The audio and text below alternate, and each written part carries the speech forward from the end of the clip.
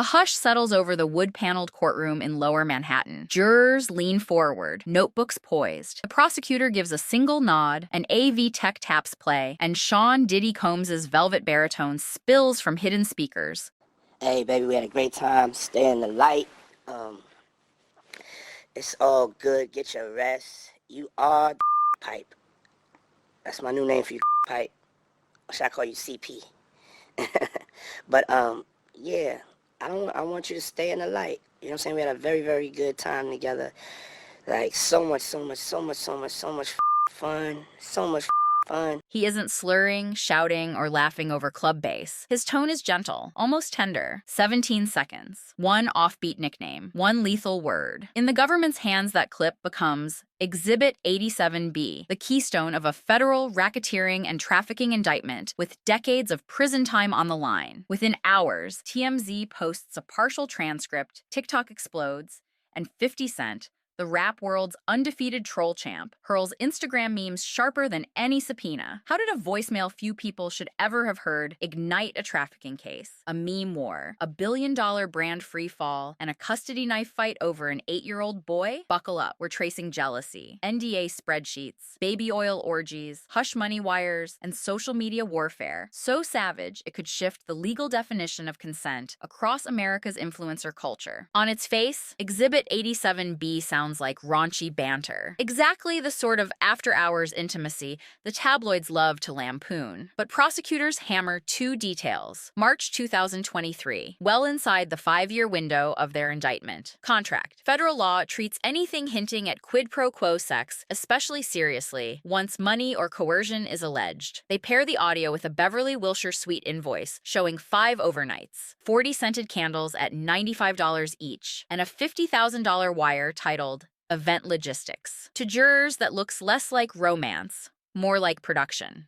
Combs's attorneys insist prosecutors sliced the tape out of context. They play the next message, where the same woman giggles. Crack pipe is so real for both of us. Their refrain. Adults have kinks. Kinks aren't crimes. Yes, Combs can be corny. No, corny isn't a felony, yet context refuses to behave. The prosecutor's screen lights up with chat logs, flight manifests, bag tag photos, and a sea of non-disclosure agreements. The jury begins to suspect crack pipe isn't cute code. It's a breadcrumb in a map to bigger problems. Court papers shield the accuser as Jane Doe, but the internet is relentless. Within hours, TikTok detectives cross-reference jet tail numbers, influencer vacation posts, and snippet voice comparison. Consensus arrives. Daphne Joy, Filipina-Puerto Rican model, swimwear founder, Hollywood red carpet regular, and mother of 50 Cent's son, Sire Jackson.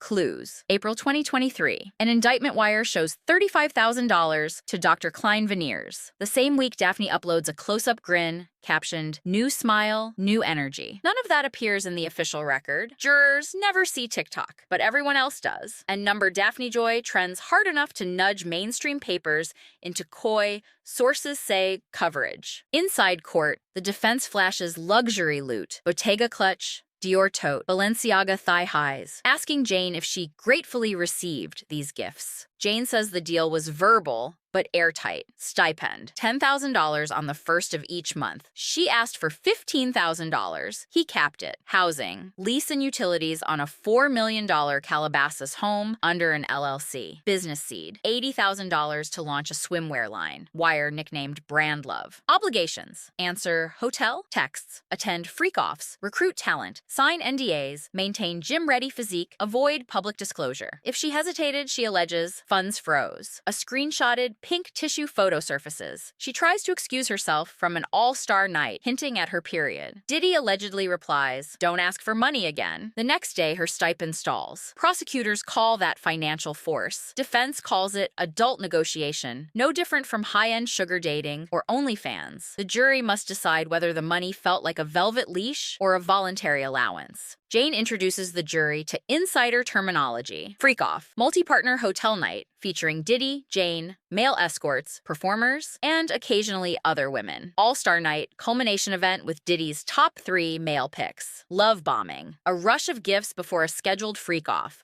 followed by silent treatment if she resisted. Love contract, 2-year verbal arrangement, renewable at Diddy's discretion. The phrases echo across transcripts until they begin to sound like brand names. Intimacy, LLC. The prosecution rests its narrative on that uneasy merger of romance and corporate discipline. While Jane travels under aliases and backdoors, rapper Young Miami, Karisha Brownlee, basks in red carpet kisses, yacht selfies, and event hashtags like #Karisha please. Prosecutors display a split screen, Miami and Diddy glowing at the Met Gala, while flight logs show Jane landing at Teterboro under a code name. Jane's diary entry. He shines her so the world applauds. He ships me silent so I'll beg for light. The government calls that emotional leverage. Defense says, jealousy isn't felony evidence. If heartbreak were criminal, prisons would overflow. Still, the emotional contrast sells. Nothing speaks to jurors like a lopsided love triangle. Behind the scenes,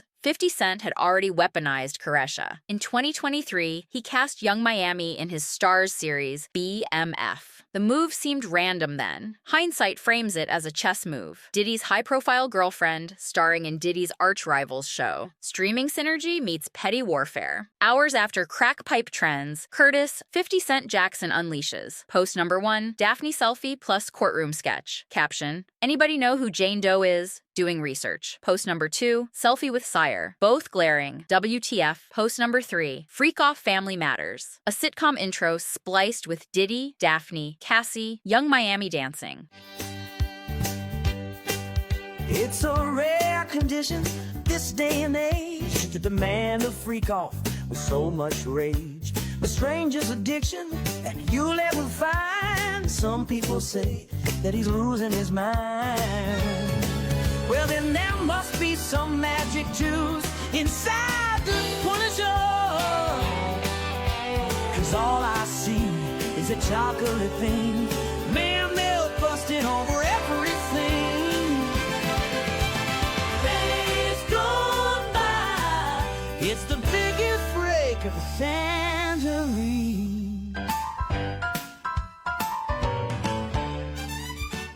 3 million loops in 24 hours. Finance anchors mention it between interest rate graphs. The defense team glares. The prosecution beams. They'll soon argue meme pressure equals witness intimidation. But 50's not done. He files for full custody, citing Daphne's presence in a trafficking indictment as endangering sire. Father's Day, he posts, full custody soon. Mom will be back on OnlyFans. TMZ screen caps before deletion. Family court judges fume. They hate social media circus. Observers note Diddy might tumble. 50's BMF ratings climb. Miami stars in his show. Daphne's reputation drowns. Sire's custody tilts his way. Some call it genius. Others call it cruelty.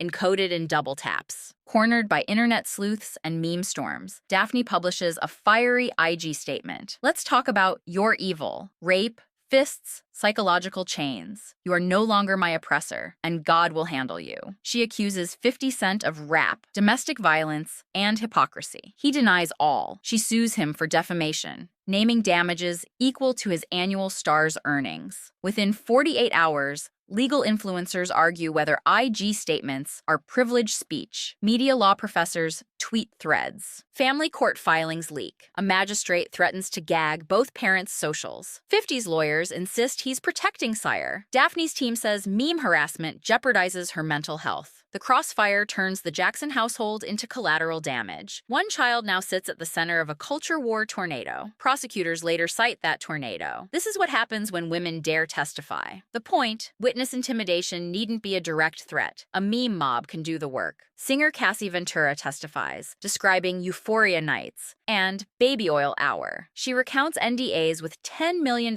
penalties for leaks. A bodyguard takes the stand, pleads the fifth 143 times, then flips under limited immunity. His PowerPoint map of Hampton's Freakoff, August 2022, freezes the jury. Defense insists it's sensationalized kink. No locked doors, no minors, no physical restraint, just consenting adults enjoying extremes. Prosecutors move to admit 50's meme screenshots. Defense shouts prejudice. The judge splits the baby, blurred captions, watermarked, context only. Jurors glimpse Diddy's face grafted onto Steve Urkel, gyrating under neon Freakoff. The defense calls it irrelevant circus. Prosecution calls it proof of intimidation culture. Strip away glitz and NDAs, and you confront the simplest, oldest question. Can consent survive an economic earthquake? Prosecutors say no. If rent, dentistry, and a child's school depend on obedience, saying no costs too much. Defense says adults own their choices. Beautiful people have traded sex for luxury since Cleopatra's barge. Why criminalize now? The verdict will echo far beyond one mogul. It will test whether the law can keep pace with influencer power